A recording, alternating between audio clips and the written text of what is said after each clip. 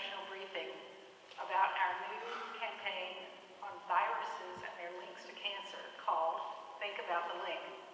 I'm Carolyn Aldersay, the president and founder of Prevent Cancer, and I just share one quick thing with you that December is really a special month for us because it was on December 3rd, 1985 that we actually drew up the Articles of Incorporation for the foundation. So that's our official birthday, and so last week on December the 3rd, we were 31 years old.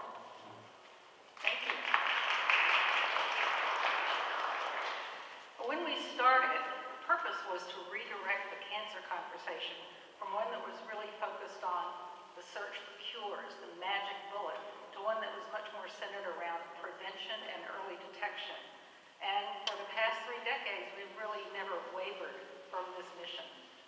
We also believe we've made great strides and continue to see evidence that more people around the world are prioritizing cancer prevention and early detection. We now know that there are scientifically validated ways to prevent cancer or detect it early. At least half of cancer could be prevented with what we know right now. That's right, half of cancer cases and half of cancer deaths could be eliminated with what we know right now. People need to change their behavior. So there's a lot more work to be done because many people are unaware of the link between viruses and cancer. The foundation launched a multi-year education campaign, as I said, Think About the Link, to raise awareness of these connections. The campaign is focused on 3 viruses: the human papillomavirus, or HPV, hepatitis B, and hepatitis C. All of these are linked to cancers, at least 7 different types that can be prevented. Think About the Link aims to increase screening rates for the virus, increase vaccination rates for HPV and hepatitis B, there is a vaccine for hepatitis C, and raise awareness of available treatment options for hepatitis B and C. Before we launched the campaign, the foundation commissioned scientifically based market research with more than 650 healthcare professionals and 1,000 adults in the U.S. The goal was to understand the public's familiarity, perceptions, and behaviors related to viruses and cancer. The results demonstrated a vast and critical need for more education on this subject. Our research found, for example, that fewer than 1 in 7 adults is very familiar with any of these viruses. Unfortunately, 93% of adults said their physicians had not recommended the HPV and or hepatitis B specifically to reduce the risk of cancer. But we also got some good news. Nearly 4 in 5 adults, or 78%, would be likely to get vaccinated against these viruses if their physicians provided them more detailed information. Overall, our research showed the public is unaware of the link between viruses and cancer. But with the right message, people are willing to learn more and take steps to prevent cancer. So that's why the foundation focused our first-year campaign efforts around the simple message that there is a link between viruses and cancer. We encourage those most at risk to get screened for the viruses, and we promoted the HPV and hepatitis B vaccines as ways to prevent cancer. That was the central message, that was our focus, and we haven't deviated from that. We also collaborated with medical experts, government agencies, media, advocates, and local community health organizations to spread the message through articles, advertisements, direct mail, webinars, and community outreach events.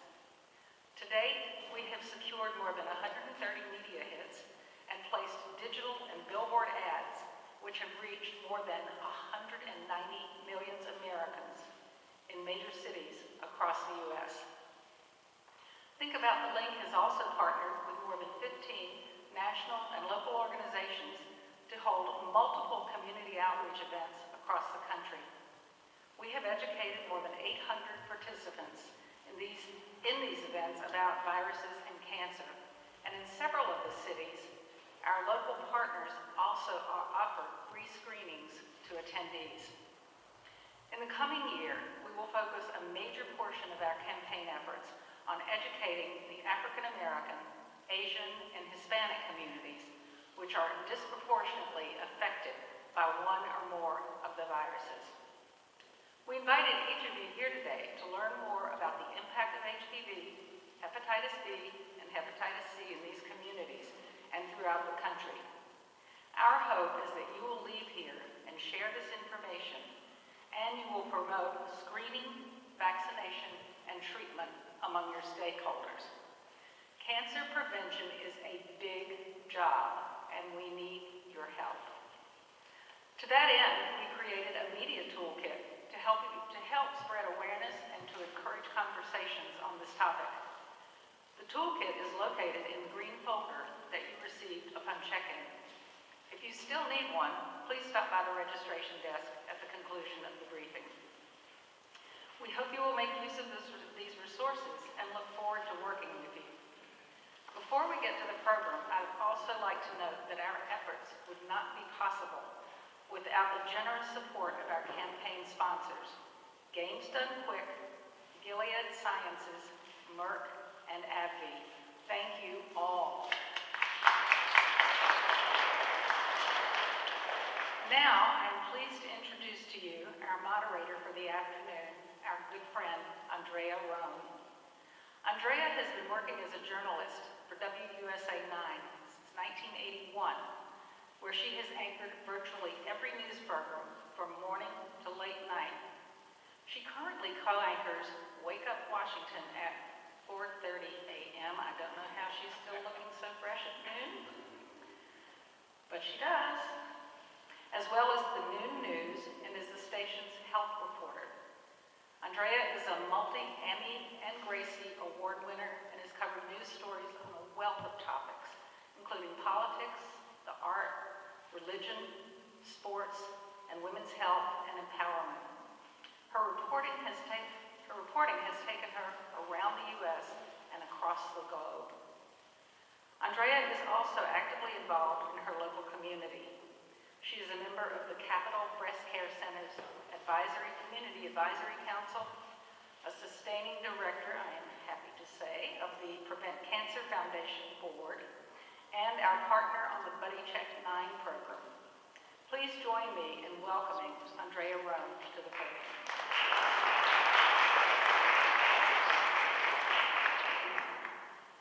Thank you, Bo, and for the Buddy Check 9 program, we really thank you. We've been doing that at WUSA 9 for 23 years, reminding women of the need for prevention and early detection of breast cancer. I'm pleased to be here today to moderate this timely and relevant briefing about viruses and cancer. As a news anchor, it is my job to provide the public with useful information that often shapes how they think and feel and what decisions they make for themselves or their loved ones. Often, I report on health-related news that can significantly impact the quality of life. I'm particularly passionate about increasing awareness of ways to prevent cancer. Like me, so many of you in this room are here because you also help people make informed decisions, and you want to know the latest research about viruses and cancer so that together we can decrease the prevalence of these viruses and the deaths we see in this country from virally induced cancers. I am proud to stand with the Prevent Cancer Foundation and our panelists today in order to help you do your job more effectively. During the course of this briefing, you will learn a lot about HPV, hepatitis B, hepatitis C, and the cancers they cause. And when you leave here this afternoon, your work is not done. We need you to take what you learned today and share it with others. Whether you work for a member of Congress or at a news outlet, a hospital, or nonprofit organization, we hope you will utilize the materials available in your package to encourage at-risk individuals to get screened, vaccinated, and or treated for one of these viruses. So we want to get started.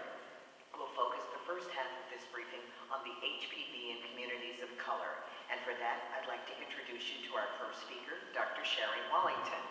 Dr. Wallington is Assistant Professor of Oncology at the Georgetown Lombardi Comprehensive Cancer Center. There she serves as the Program Director for the Health Disparities Initiative. Her research interests focus on using community-based participatory research approaches to explore the role of health communication in reducing and eliminating health disparities among minority and underserved populations. Dr. Wallington recently completed a postdoctoral fellowship with the Harvard School of Public Health and the Dana-Farber Cancer Institute. Please join me in welcoming Dr. Sherry Wallington. Thank you, Andrea, and thank you both for inviting me. And it's important that we not only think about the link to just cervical cancer when we talk about the human papillomavirus, but cancers beyond HPV, so we'll talk a little bit about that as well. Who's operating my slide? Oh, okay, good. Okay, you can go to the next. And just a few disclosures. I am at Georgetown University in the Department of Oncology, and also it's important to note that the Gardasil vaccine, part of the technology was done right at Georgetown in Dr. Richard Slagle's lab, and I have no relevant financial relationships with commercial interests. Thank you. So I'm going to talk briefly about HPV-associated cancer diseases. And this starts us thinking about not only cervical cancer, but also takes us to look at other types of HPV-related cancers as well.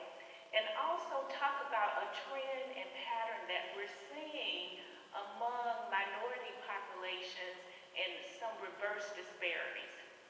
And then we'll talk about what are some of these possible causes of variation in patterns that we're starting to see among males and females and also racial ethnic groups. So HPV, human papillomavirus, sometimes when you just mention human papillomavirus, you lose people. The very mention of saying, what is that? So HPV is very common. It's one of the most common sexually transmitted infections in the U.S.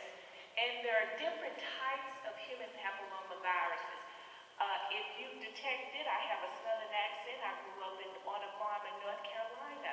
And I remember when we had a cow, and I remember the cow got sick and the veterinarian came, and they said we had to put the cow down, meaning we had to kill the cow because the cow had developed these tumors around her mouth and they were papillomas. So today we're talking about human papillomavirus, but human papillomavirus is also in different species like canine for dogs. If any of you have cats and taking your cat to the vet recently, one of the tests they're going to check for in a cat is feline papillomavirus.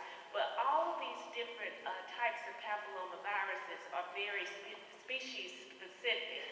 But in humans, there are about 40 types. There are 12 types that are oncogenic, meaning those are cancer-causing types. And then the typical infection clears within 6 to 24 months. But this is important. In some people, the HPV virus will clear on its own. But in some people, it will linger and progress to chronic infections.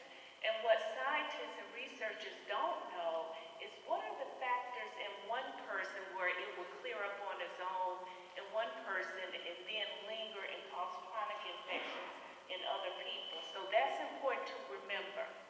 Also, persistent infections is what causes malignancy. And these HPV types can also infect the mouth and also the throat. And you've recently probably seen in the media a lot of attention related to HPV and the link to oropharyngeal cancers. So now, the numbers of U.S. cancers and genital warts attributed to HPV infections. And this is the pyramid that was developed by the President's Panel on Cancer. as you see, HPV, the numbers contributed to genital warts in males and females, also cervical cancer.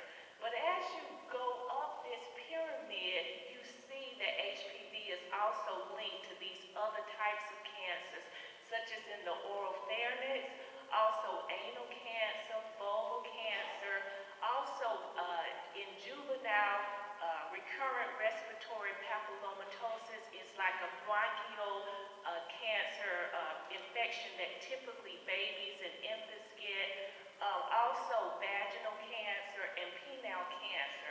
And what's interesting about these numbers at the top is that even though these numbers look low, every year the American Cancer Society and the CDC are tracking these numbers because they are steadily increasing.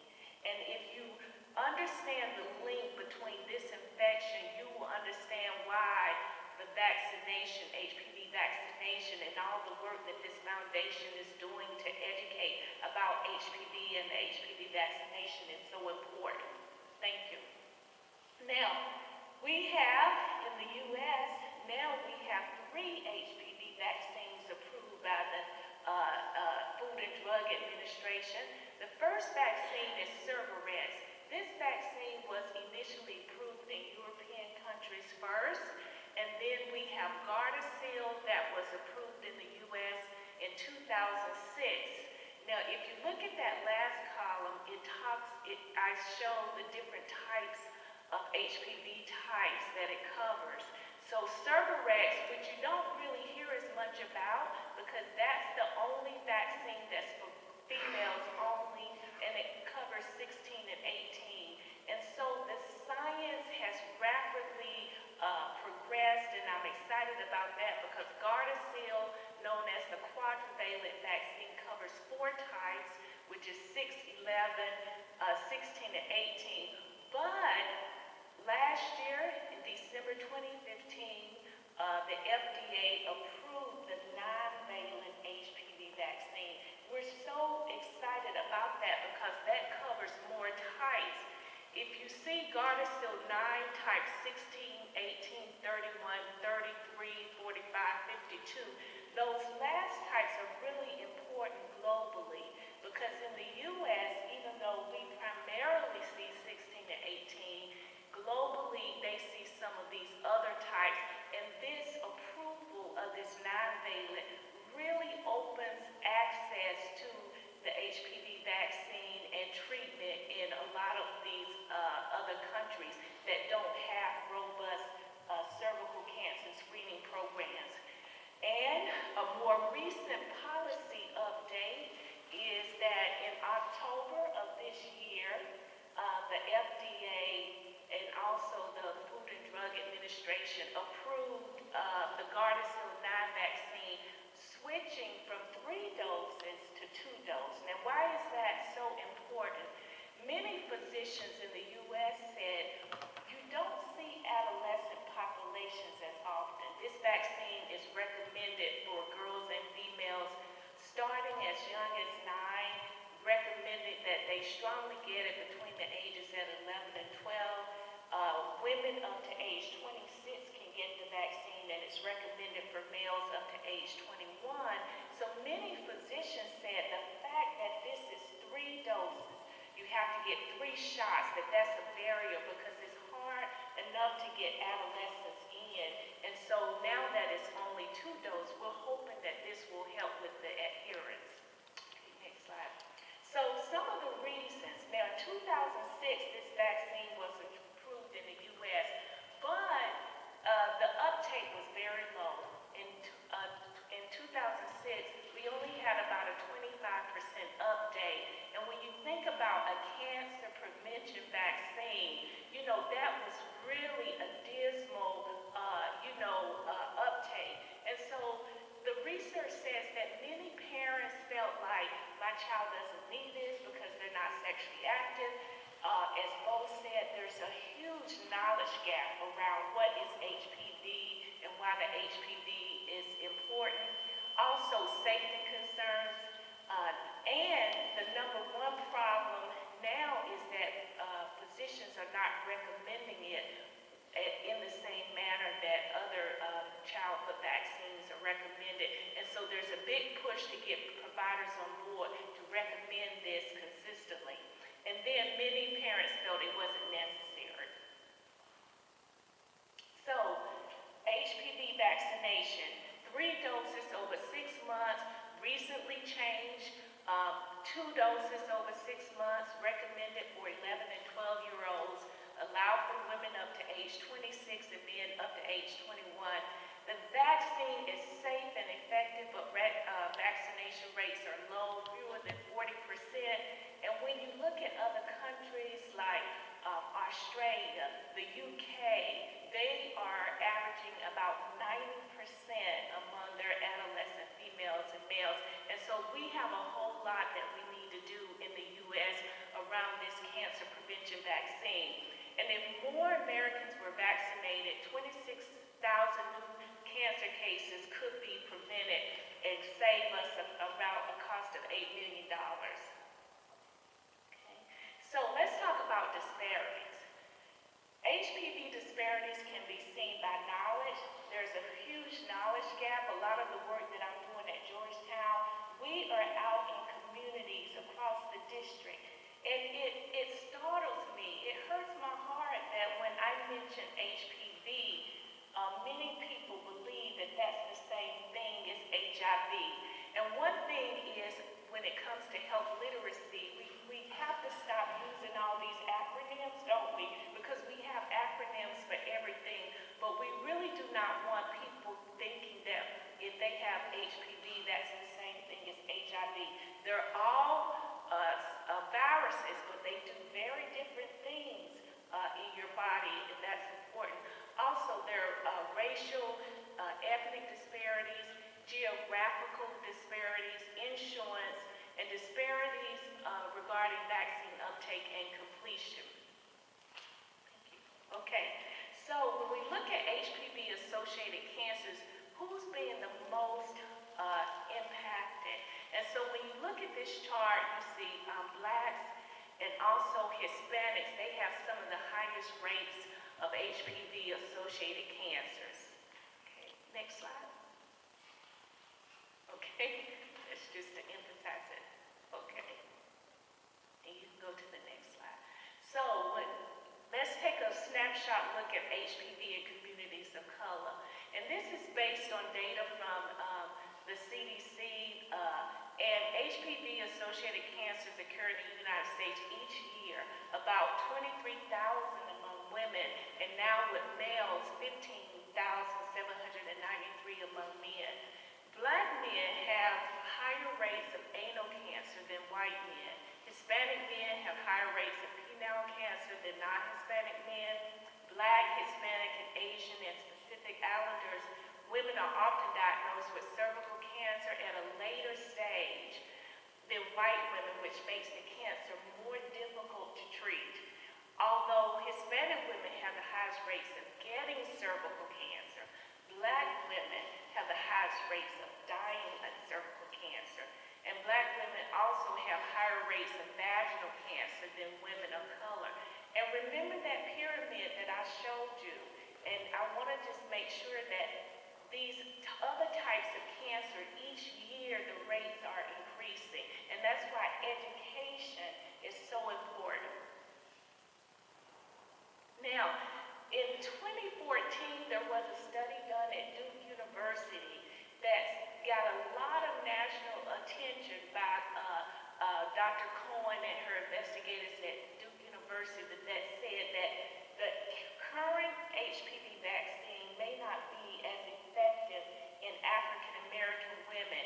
And basically in this study, the number of women in the study was about 573, and they looked at colposcopy evaluation.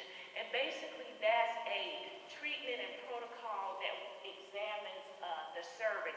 And they found that in white women, although they primarily had HPV type 16 and 18, which the first generation HPV vaccines covered, that the African American women, they had these other types that were not 16 and 18. But the good news, as I said, is now we have the Gardasil 9-valent vaccine.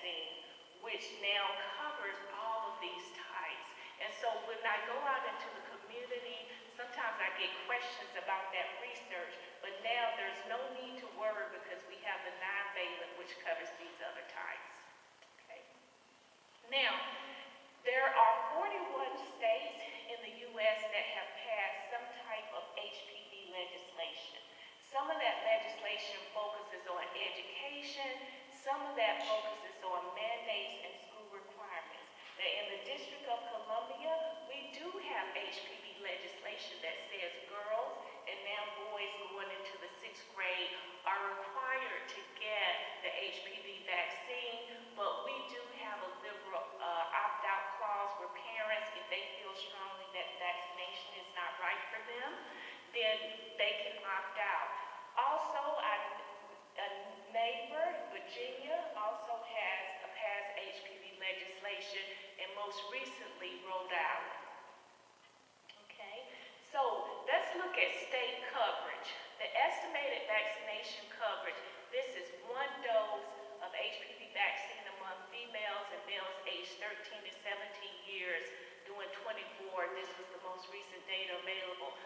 If you look at among females, you see states like Kansas, Missouri, Tennessee, Alabama, Alaska. These are states where a lot of focus and attention needs to go because their rates are, vaccination rates are less than 49%. That's not good. The U.S. Health and Human Services, who charts our guidelines, says that we should be at about 80% vaccination rates for HPV. And then you look at Washington, D.C., we're doing pretty good at greater than 70%. North Carolina, New Hampshire, and Rhode Island.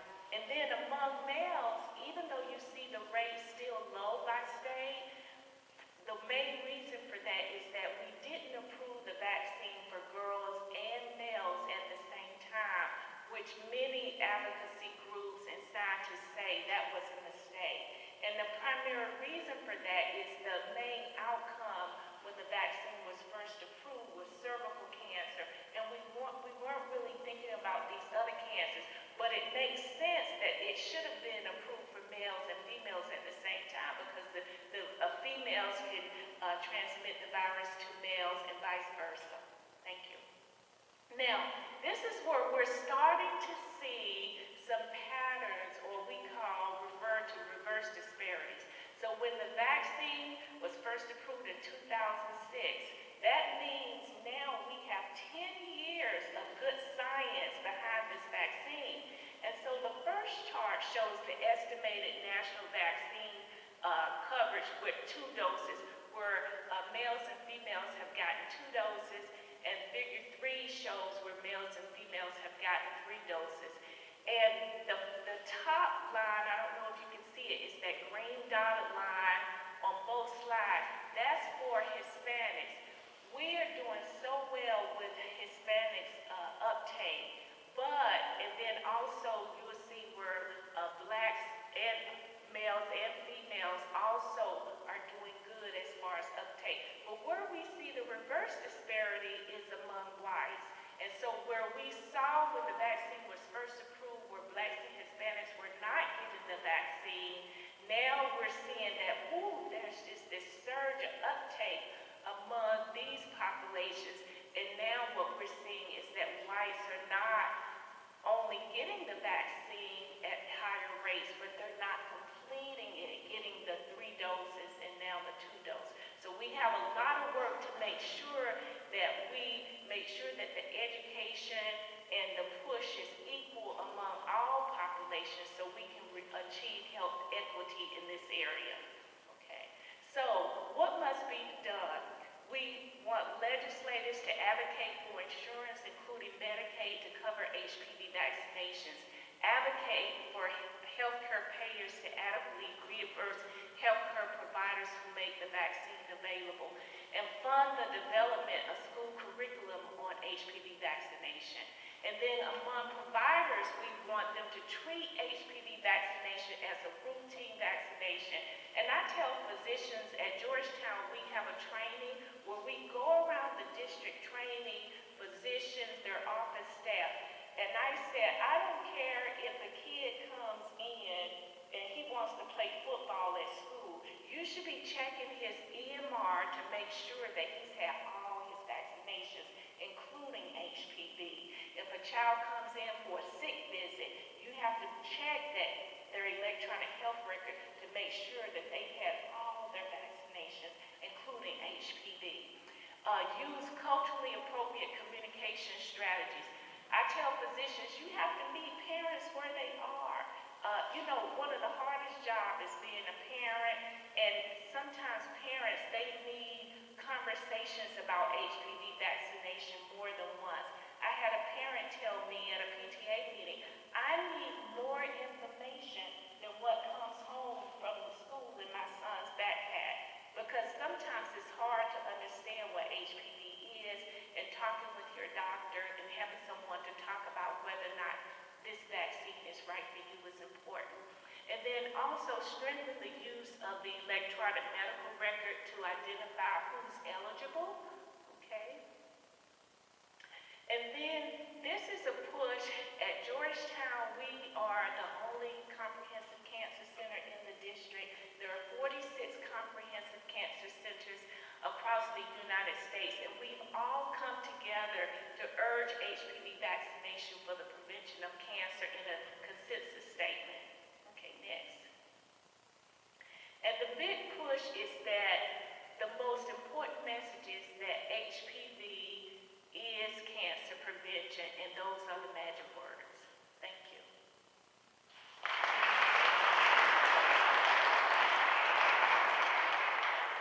Thank you, Dr. Wellington.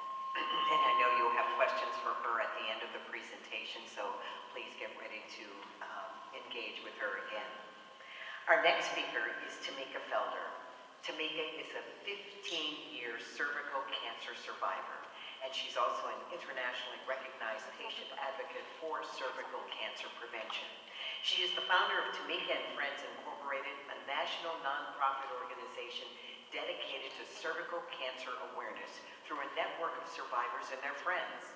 By telling her story, Tamika has inspired other women to start speaking about HPV and cervical cancer, which led to a network of survivors supporting and educating each other. From this network, the project Survivor was born. Tamika's inspiring story has been featured in numerous media outlets around the globe. Please join me in welcoming to the podium Tamika Felder.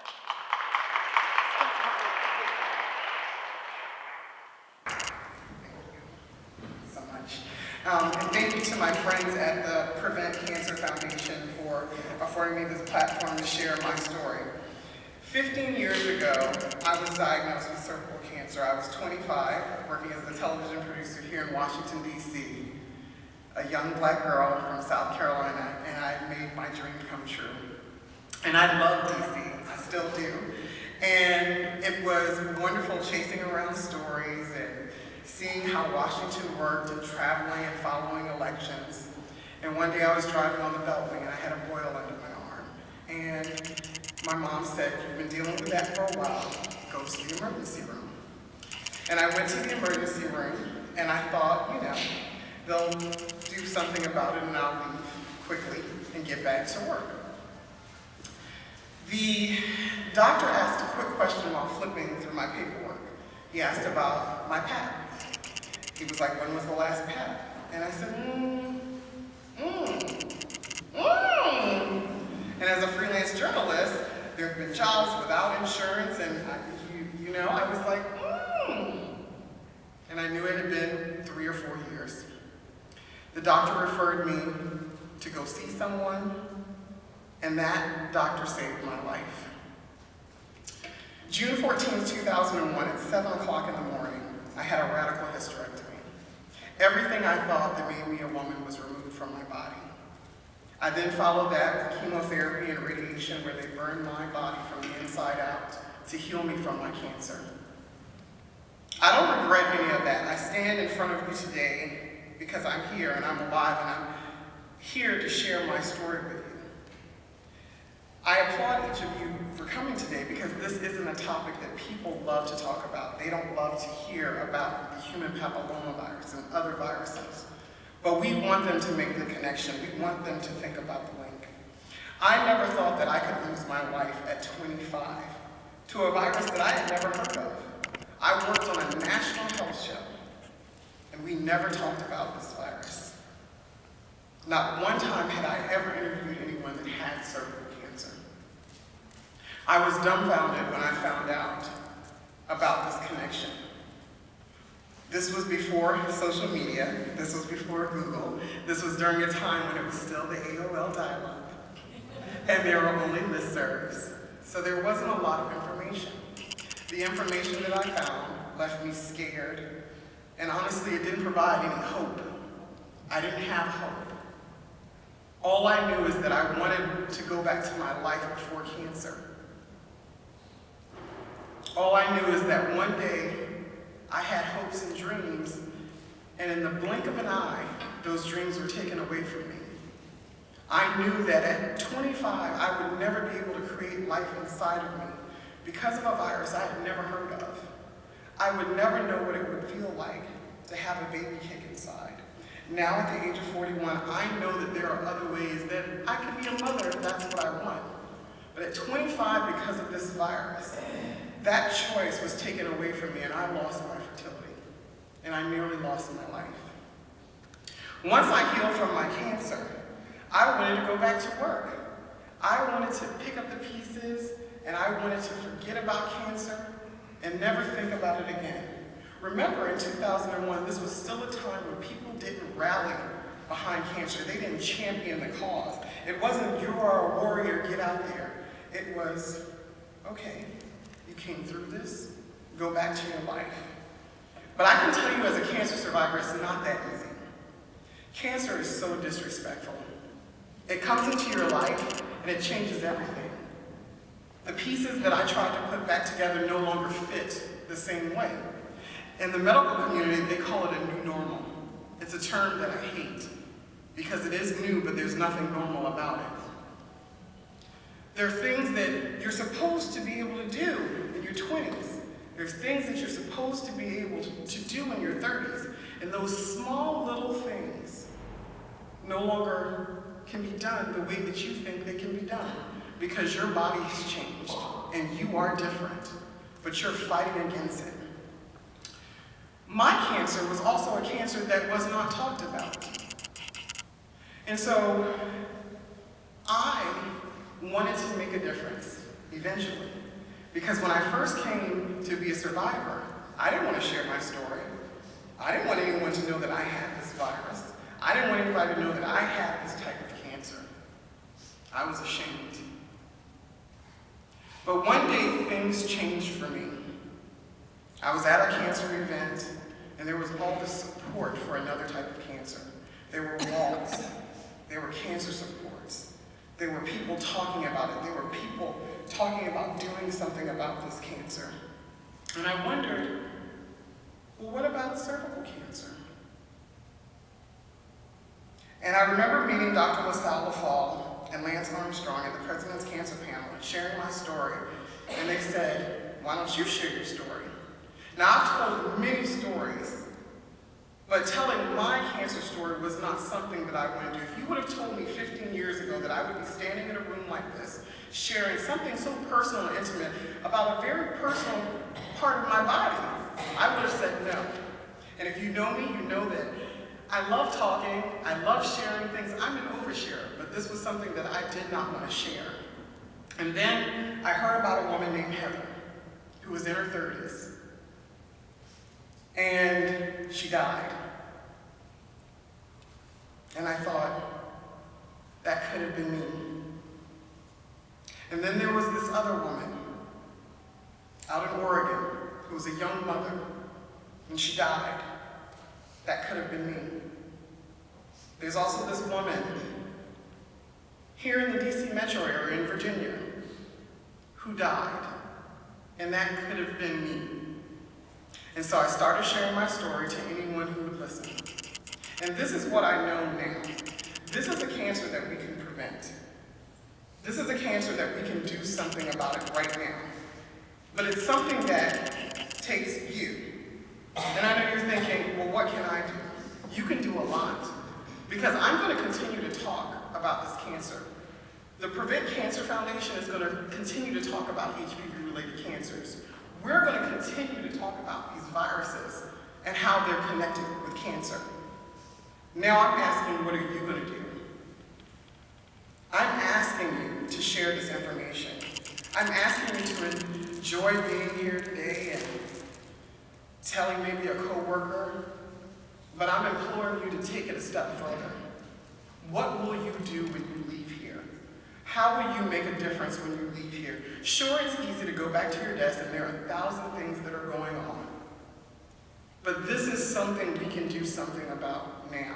This is something that we can change. We talk about winning a war on cancer, and right now we can do this with HPV-related cancers. We talk about a moonshot for cancer, and right now we have our moonshot because we have cancers where we know the cause, we have tools to detect them, and now we have a vaccine to prevent it. But we have to take advocacy to another level. And we need your support. We need you to help us. We need you to take this message and put it into action. I need the action. I need the action from you all because one day, this cancer, hopefully, we will be preventing these cancer deaths. I have a friend who I met years ago. She's gone through clinical trials. She's on her 3rd bout of cancer, and she's not doing well. There's another woman with 2 small children on her 3rd bout of cancer. She's not doing well. If my story does not impact you, I hope theirs do, because these women will not survive this cancer, a cancer that is preventable. These women will not live to share their stories, so it's up to us to share their stories. We won't be able to save them, but we will be able to save future women. If you're thinking that in terms of cervical cancer, that 4,000 cancers is a small number, it's 4,000 cancers that are too many. So today I ask that you really think about that link and you help us prevent those cancers. Thank you so much for allowing me to share my story, and those of others. Thank you, Allegra, another survivor, for coming today. If there are any other survivors in the room of any type of cancer, I applaud you because it is not easy. So thank you. Tamika, thank you very much. You know, the passion you presented that your testimony with, I think makes a big difference and impacts all of us who are in this room this afternoon. Journal of Cancer Education found a study that peer support makes a difference to survivors. Well, your passion, your support, your energy makes a difference to all of us because we need to hear your personal account to remind us of the thousands of people who are affected by cervical cancer and other HPV-related cancers every single day. And I know that you've given us food for thought, something to do after you leave here. Now we want to switch gears for a bit and bring viral hepatitis into today's conversation. We'll spend the remaining time learning from 2 medical experts who are striving to meet the needs of minority populations disproportionately affected by hepatitis B and hepatitis C. First, I'd like to introduce Dr. Sherry Cohen. Dr. Cohen is the Director of Public Health for the Hepatitis B Foundation. For the past 17 years, she has planned, implemented, and evaluated community programs and research projects focusing on hepatitis B and liver cancer. Her research is focused on reducing hepatitis B-related health disparities, including developing culturally competent models for improving healthcare access. Dr. Cohen is co-founder and director of Hep B United Philadelphia, a coalition and campaign to increase testing, vaccination, and linkage to care in Asian and Pacific Islander communities. Nationally, she is chair of the Coalition Against Hepatitis for People of African Origin. Today, Dr. Cohen will discuss hepatitis B and its effect on the Asian, African, and Pacific Islander populations here in the United States. Please join me in welcoming Dr. Sherry Cohen.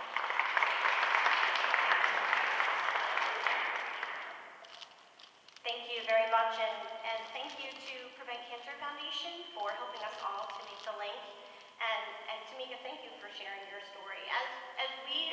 we all know, cancer is a scary word. And the fact that there are cancers that can be so easily prevented and diagnosed early, but it's your story and stories of the women that you represent that will make the biggest impact. So thank you. You can just switch over. So I am going to switch gears a little bit and talk to you about hepatitis B virus and associated liver cancer. Feedback. So hepatitis B is one of the most common infections in the world, and it does infect the liver. And you're going to hear there's a lot of correlation between hepatitis B and human papillomavirus. They both cause chronic infection. And we don't know why some people cannot recover from hepatitis B and they go on to have lifelong chronic infection. You'd be surprised at how prevalent hepatitis B is in the US and in the world because it's something you don't hear about often and we don't talk about often. But the hepatitis B virus chronically infects about 240 million people worldwide and 2 million people in the United States. It is most often transmitted around the world through mother to child at childbirth through the exchange of blood that occurs. And there is a safe and effective vaccine to prevent hepatitis B infection. In fact, I think if you had asked anyone 20 or 30 years ago, they would have told you that hepatitis B wouldn't be an issue anymore in the US or in the world because we've had a vaccine for so long, and yet we still have 1 million new infections globally and 50 to 70,000 new infections in the United States when we have a vaccine. Hepatitis B is so important because of what it leads to. It is the #1 cause of primary liver cancer in the world. It causes at least 60% of liver cancer in the world, and liver cancer is the second leading cause of cancer death worldwide. So hepatitis B causes about 700,000 deaths each year. And when we talk about Hep B, up to 20%, so 1 in 4 people who have hepatitis B infection will ultimately die prematurely of their infection. And a lot of these deaths are from liver cancer. But when you think about the numbers, you're talking about 500,000 Americans and 60 million people worldwide dying from hepatitis B. I want to talk a little bit about liver cancer rates and liver cancer mortality. So, thank you. At a time where we're making really great strides in terms of liver cancer incidence and mortality, you see, so the most recent annual report to the Nation on Cancer, most cancers in the United States are actually going down in incidence and mortality. However, liver cancer is the only cancer that continues to rise every single year in both incidence and mortality for both men and women. So at a time where we should be celebrating, in liver cancer, we can't be. The average life expectancy for someone when they're diagnosed with liver cancer is 4 to 6 months. And the 5-year survival rate is about 16%. So not only are people getting liver cancer at incredibly high rates, they're not surviving. Hepatitis B has many health disparities associated with it. So you can see from here, hepatitis B and liver cancer represent the #1 health disparities for Asian Americans and Pacific Islanders, and also very high health disparities for African immigrant communities in the US.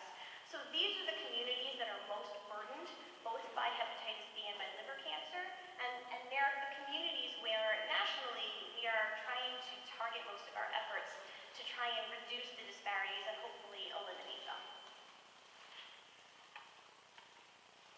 I wanted to put this up here to let you know that one of the major keys to addressing liver cancer is to diagnose hepatitis B.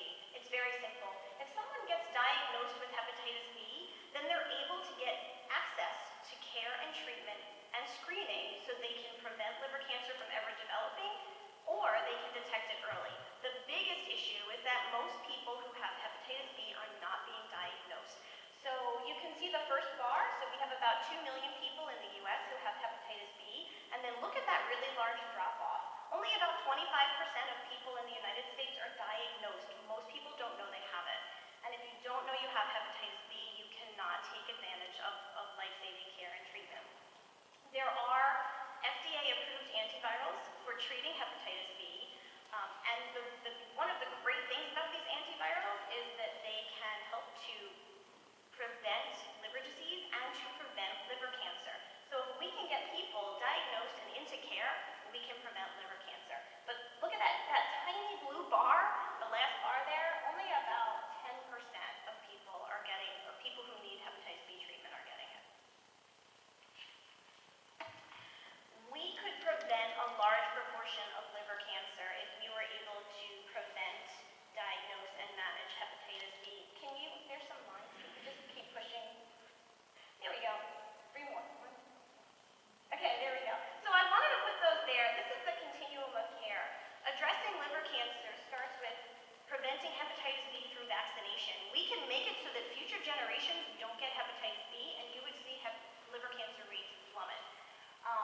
can diagnose people who have hepatitis B infection. We can make sure that they have access to appropriate care and treatment. And most especially, at that stage, we can make sure that they are screened for liver cancer, because if it's detected early, it can be cured. If it is not detected early, it can, not only can it not be cured, it can barely be treated. But those red lines kind of show that there are gaps and barriers that we're facing every step of the way. Oh, yeah, sorry. I thought I would be in charge. Just keep pushing. Okay, there you go. So what are those gaps at every step of the way? First, in terms of prevention of hepatitis B, we know that vaccine rates are lower than they need to be in the United States. We do have routine recommendation for birth dose for hepatitis B vaccine, and 48 out of 50 states have school mandates for hepatitis B. So almost all kids in the U.S. should be getting hepatitis B vaccine. Unfortunately, while the overall rate of hepatitis B vaccine among children and adolescents is pretty high, it's in the 90s, the birth dose rate is only 60 to 65% across the nation, so it needs to be dramatically improved. We're still seeing about 1,000 babies being born every year in the United States who are getting infected at birth. That is completely unacceptable, because if they get the vaccine within a few hours of birth, they won't get infected. And so that is something that we absolutely have to work on. There's also low hepatitis B vaccine coverage rates for adults in the United States. Adults are typically not targeted for vaccine or the vaccine programs, and it's very hard, especially for the communities that we're working in, who are typically underserved communities. It's really hard to get accessible, free or reduced cost vaccine to them. In terms of diagnosis, we've also seen that from the other slide, that diagnosis rates in the U.S. are really low. Again, the populations who are most affected in the United States are also the most underserved communities, and there are significant barriers. There's lots of reasons why people aren't getting diagnosed. First, hepatitis B tends to be asymptomatic until you're really, really, really sick. And so people can walk around with hepatitis B infection for 3 or 4 decades without knowing that they have it. There's also multiple language barriers, cultural barriers, and financial and other kinds of healthcare access barriers. One of the biggest barriers that we see to diagnosis is lack of knowledge and awareness. The communities that are most affected also tend to have low rates of awareness of hepatitis B, or there are myths that are kind of prevalent among certain communities where it kind of turns off, I don't want to be tested for hepatitis B. There's nothing we can do about it. I don't want to know that I have it. And among providers as well, there tends to be very, very low awareness. Many providers don't know who to screen for hepatitis B, and they don't know how to manage patients, and so it's just never mentioned. Okay. There's also limited access to individuals for care. So even after folks are diagnosed, it's very hard to get them into care, ongoing care, and it is very difficult to get them liver cancer screening. So part of routine care for people who have hepatitis B is screening for liver cancer, and it's usually done through blood tests and imaging, like an ultrasound imaging, once or twice a year. That is very difficult to sustain, especially when even providers who manage hepatitis B don't always know, they don't know that those guidelines for liver cancer screening exist, and especially when people aren't getting into care in the first place, they're not having that liver cancer screening, and they're not getting early detection. And I just wanted to talk a little bit about liver cancer treatment. We actually haven't had a really good advance. We have not had a breakthrough in liver cancer treatment in decades, which is why the long-term survival rates are so low. We really need to see more prioritization and more impetus for finding good treatments and maybe even a cure for liver cancer. Thank you. So what can we do? Well, I think some of the keys here is education and awareness. We need to improve awareness and knowledge about hepatitis B and its link to liver cancer, not only among the communities that are most infected, but also among providers. And we are doing that through community awareness and education, making sure that we have culturally and linguistically competent education programs in the communities around the United States. And there are some projects that are out there using new technologies, multimedia technologies, even telemedicine, to improve awareness about hepatitis B and liver cancer among providers as well, to help them screen and manage patients. In terms of improved vaccination and getting people who are infected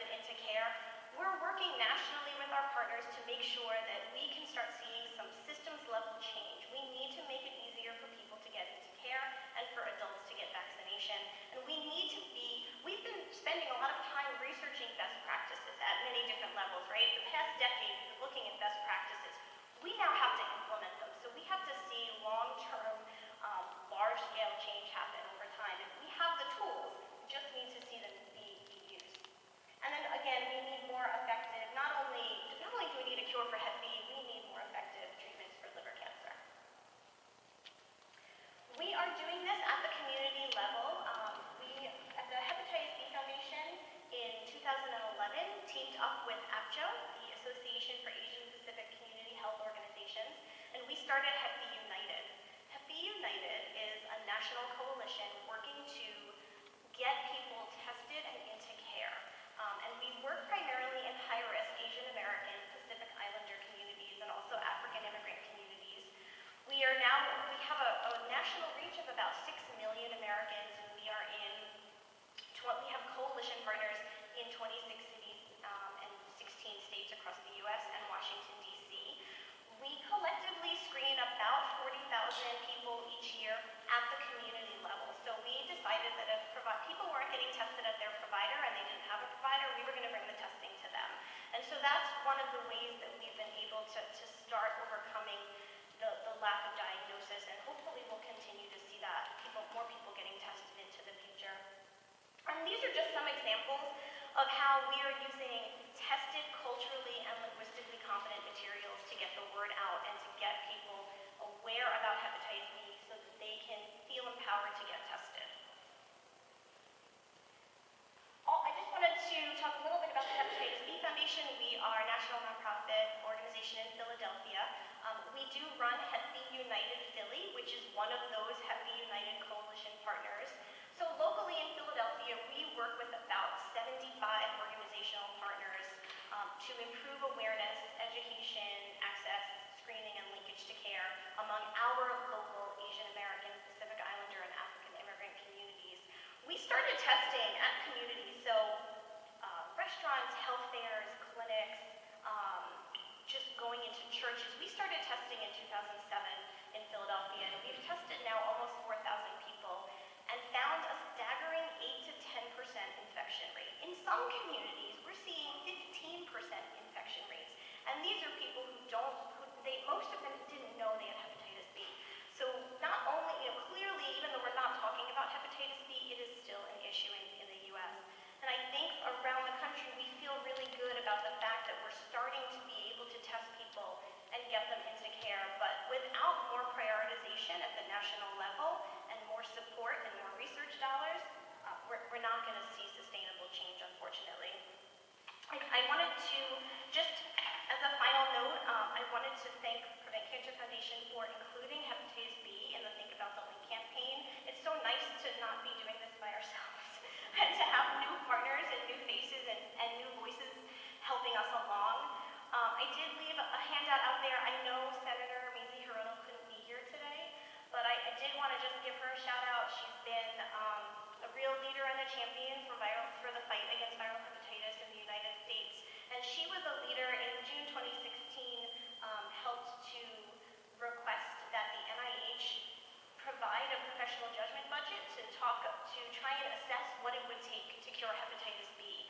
Unfortunately, the NIH declined that request, but it is something that the Hepatitis B Foundation has now taken up because the NIH wouldn't. So we will be working with our expert partners around the United States in the next year to think about and to put a plan in place to cure hepatitis B. And so I'm hoping next year at this time we will have some results to share with Congress and with our partners around the United States. Thank you.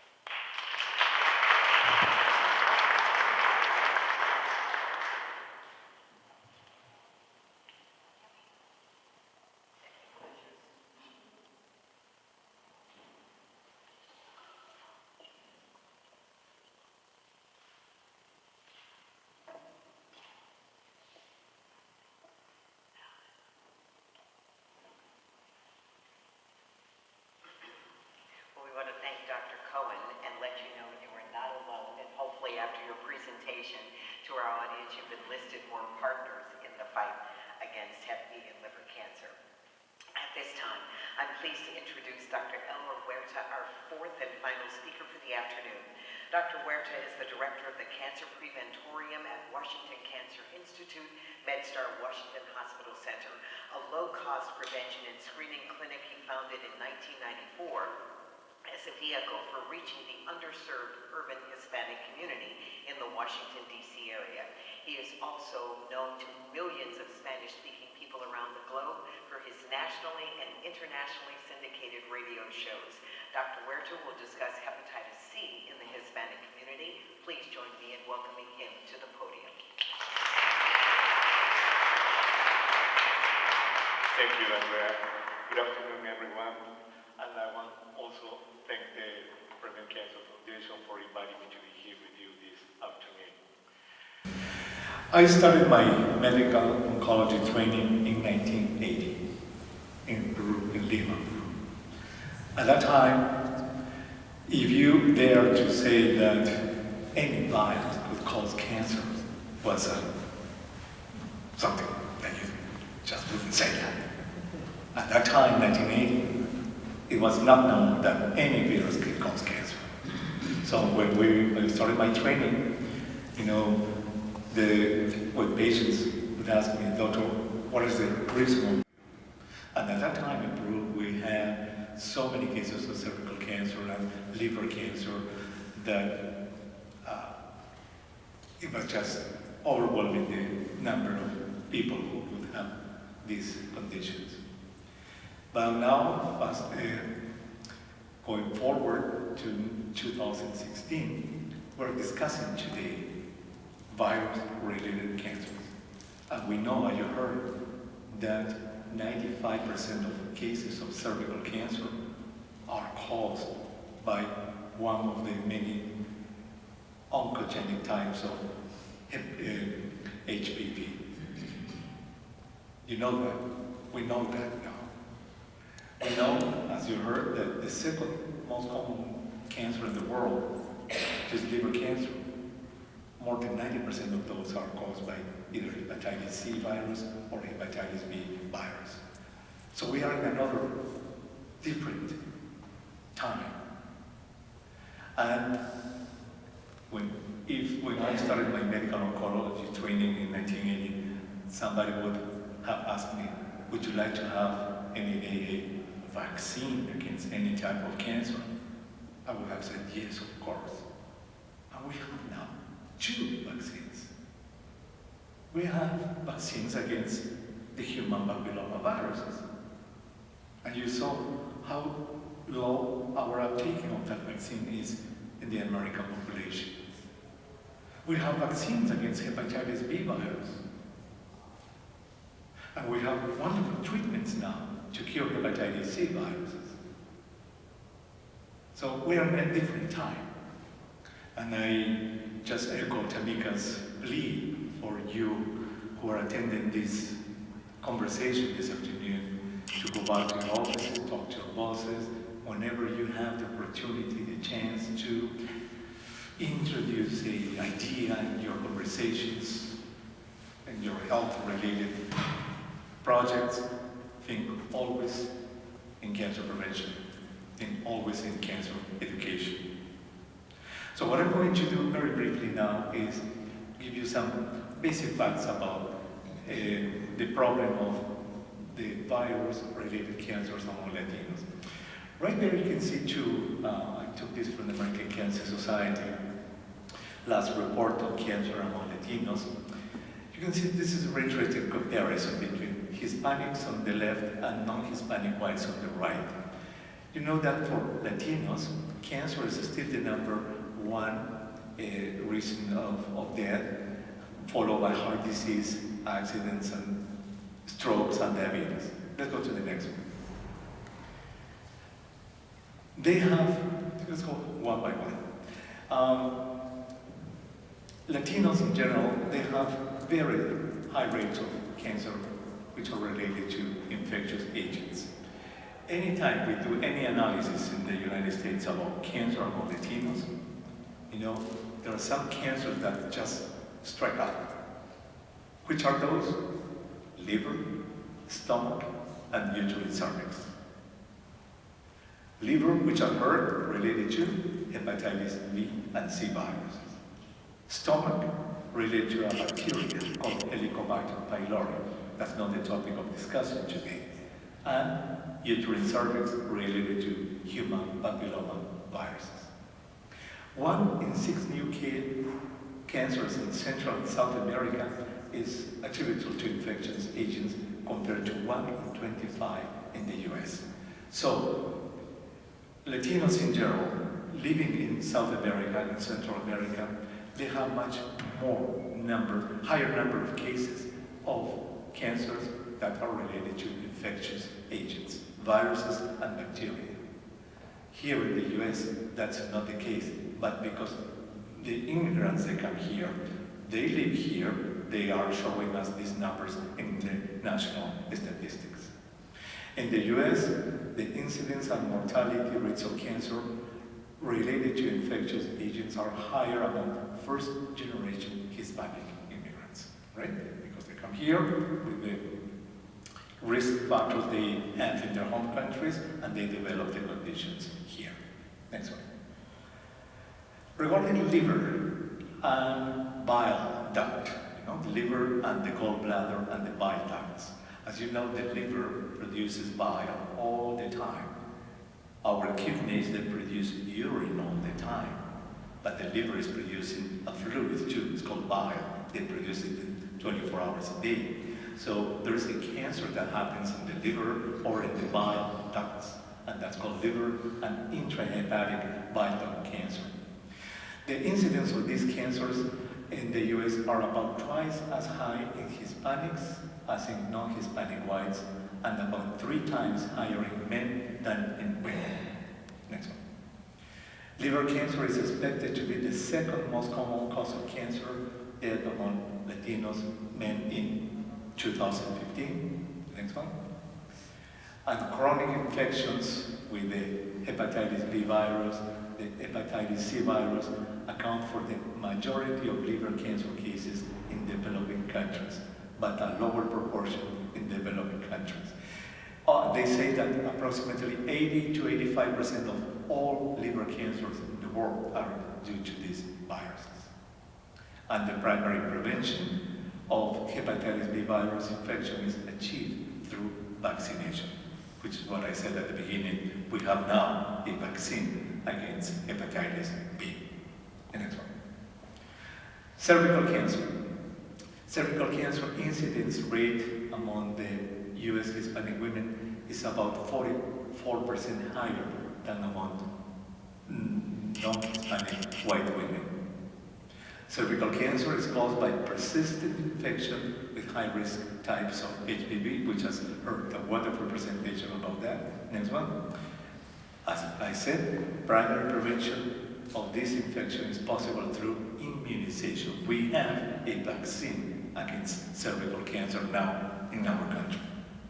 Cervical cancer can also be prevented through the removal of pre-cancerous lesions detected via screening. If you do a pap smear and you detect abnormalities, you can study the case and you can do something about that to prevent from that pre-malignant lesion to become a full-fledged cancer. Women in Latin America have approximately triple the cervical cancer incidence and mortality rates of women in the United States. We don't know the cause of that. Just maybe before I go over the last 2 slides and tell you a little bit about what I do in my daily work, just to remind you that cancer in general has 2 types of prevention. The primary prevention, which means that you do something to not put you in contact, in touch with the reason of the cancer. For example, smoking.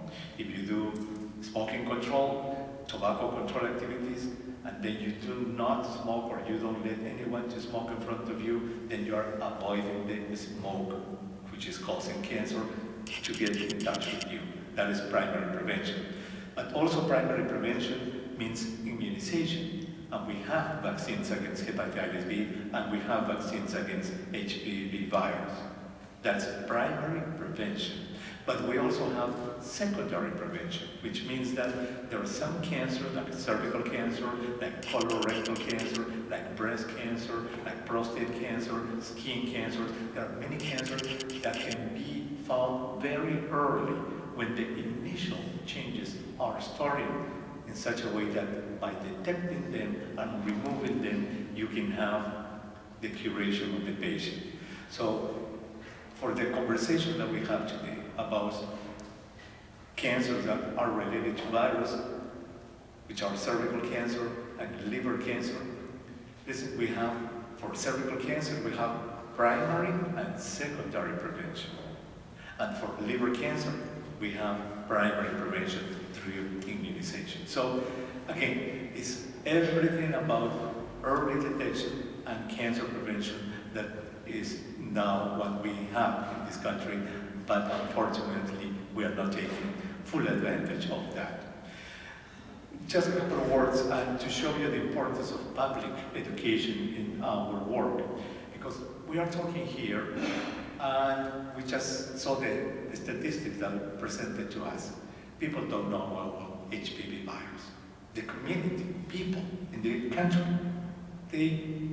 maybe they have heard about these viruses. They don't know about immunization rates, they don't know about many things.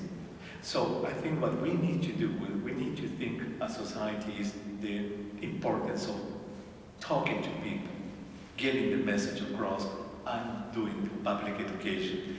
And this is what we are trying to do at the hospital where I work, which is the MedStar Washington Hospital Center.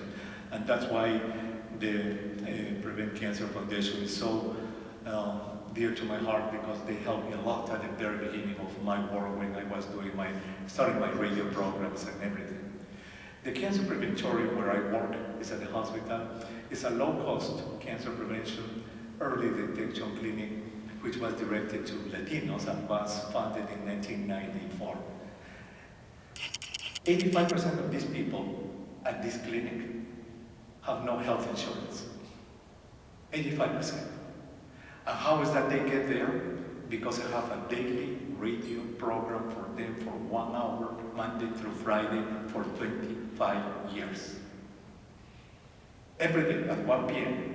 Now they are broadcasting a repetition because I'm here. Every day they have a show. And my message is for these people, for these listeners, everything I do is in Spanish, that they need to see the doctor before they get a symptom. Because if they get a symptom and it's too late, it's going to be too late. That's why 85% of these people have no health insurance, and 90% of these people, they have no symptoms. They just go there holding hands and ask me for blood smears and mammograms and fecal occult blood tests for colorectal cancer and things like that. But in the third paragraph there, we just found out at my hospital that 22% of breast cancer cases at the time of diagnosis were stage 3 and 4, which means the most advanced cases of breast cancer. 22% in my hospital, right here in Washington, D.C., at the heart of our city.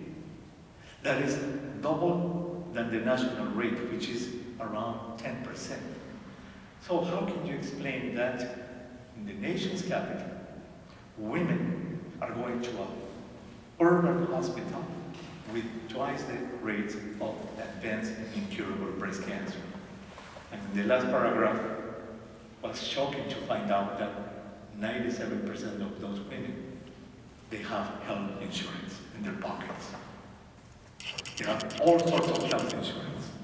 Government insurance, they have Medicaid, they have Medicare, they have private insurance, all of them. So how it is possible that these women, African American women, living in around the hospital in Ward 5, Ward 7, Ward 8, they're going so late? We didn't study, and it's because of fear and lack of education. So in that slide, you have the two sides of the coin. You have a group of Latinos who are exposed every single day to our radio show for 25 years. And they are coming, paying out of pocket without insurance, just for checkups. And then you have the other side of the coin, women, African American women living in the community, going late with a preventable cancer, with health insurance in their pockets. Same things are for colorectal cancer, exactly the same thing. They are going too late with insurance, health insurance in their pockets. Next one. That's what I want to finish with this.